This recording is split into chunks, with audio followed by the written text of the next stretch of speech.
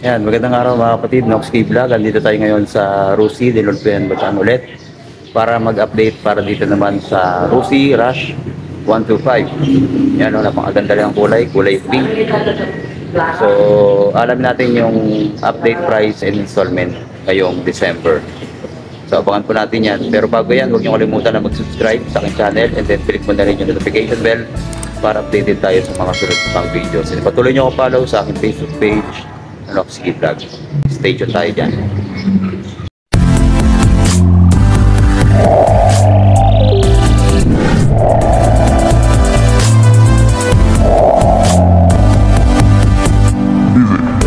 Nox K Vlog.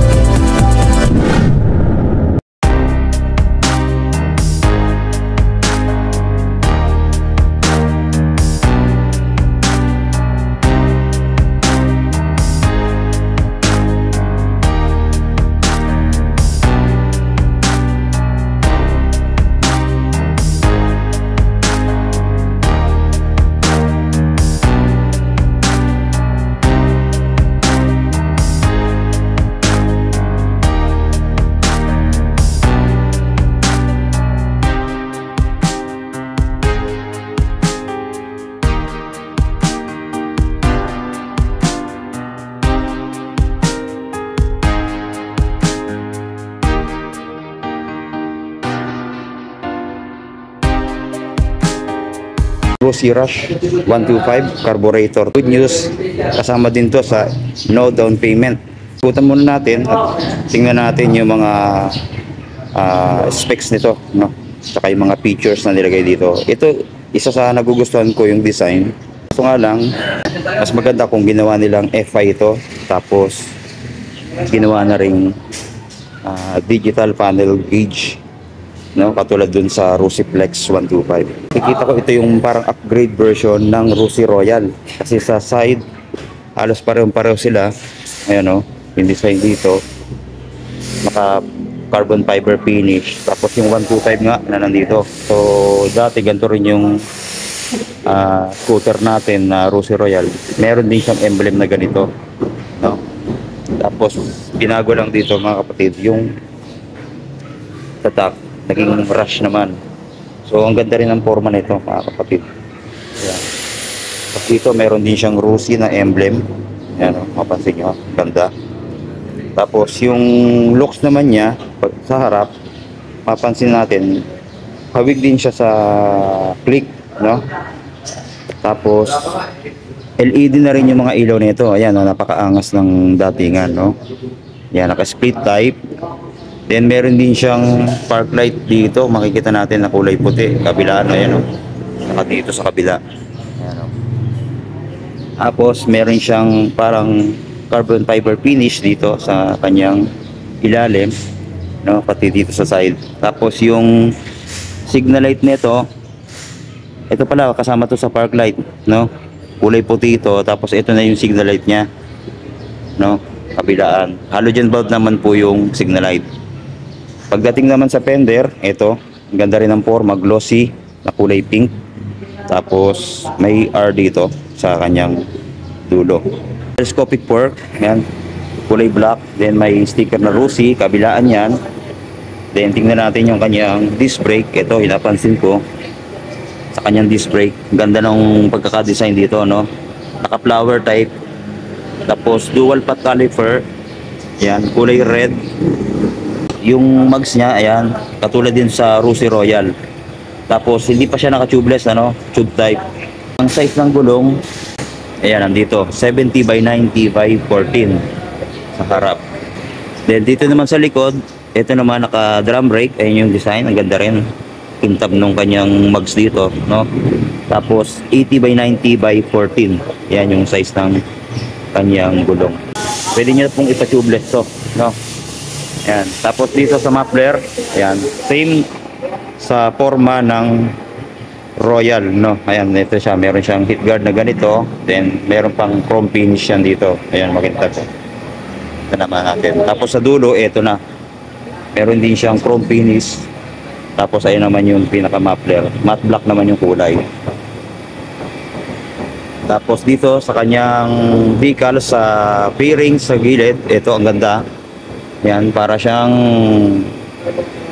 tribal ang design, ano. Tapos kulay gray dito yung sa taas, tapos sa ilalim ito yung design parang yellow ang kulay or gold. So ano bang pagkakatingin nyo dito? Tapos dito sa gilid, sa likod, ito meron din siyang parang carbon fiber finish dito hanggang dito sa dulo ng fender, no. So okay din yung fender na ito, flexible naman. Tapos sa kanyang taillight, ito same sa Rosy Royal. Ayan, naka halogen bulb pati yung signal light, then may reflector yan dito. Tapos dito ilaw niya para sa plate number natin para visible sa gabi, no. Tapos sa grab bar, yan, no, same din sa Rosy Royal, no. Glossy black naman na may M shape din yung forma. Yan. Tapos sa panggilid, tingnan natin, ito same sa Rosy Royal. Tapos panggilid, meron din siyang kickstarter. And side stand, okay naman. Pero ordinary lang po, wala siyang kill switch, no. And dito na tayo sa kanyang panel.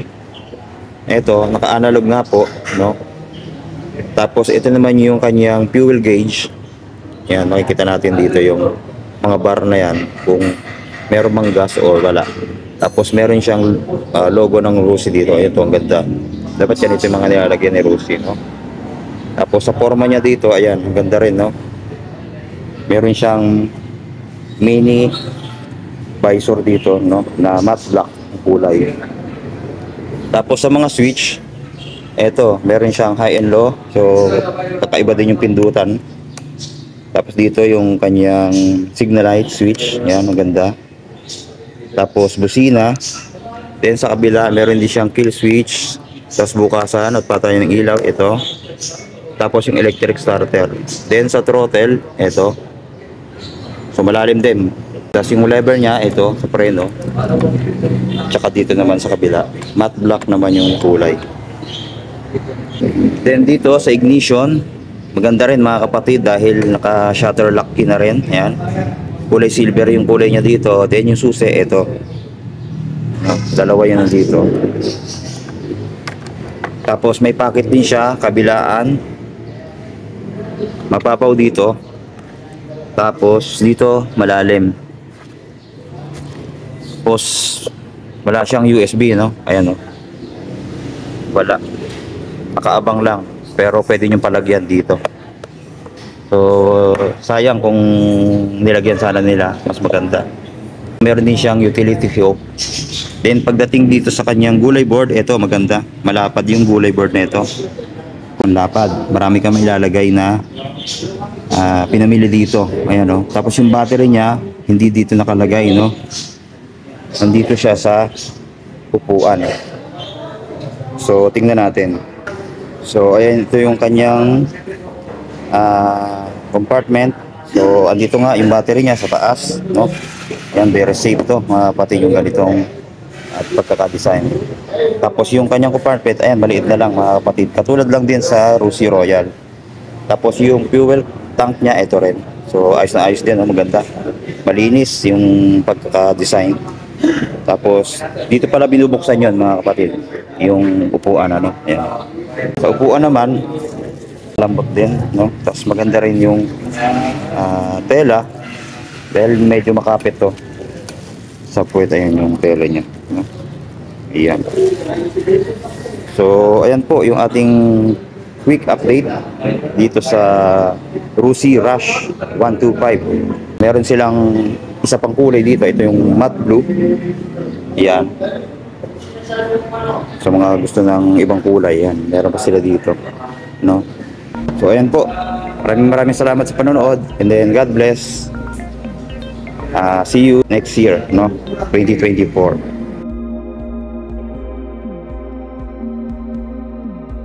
Yan, subukan nating sakyan, ano. Magaan lang siya mga kapatid. Tapos yung seat height nito mababa lang din dahil flat naman yung paa natin. Parang kasing size lang ng mga MIUI 125. Yan. Medyo matigas yung kanyang shock sa harapan. pero malakas naman yung preno sa harap at sa likod. Para sa akin, goods na rin to kung pang daily service lang. Kahit carburetor type, na-adjust naman po yan para mas mapatipid natin yung gasolina. So ayan po.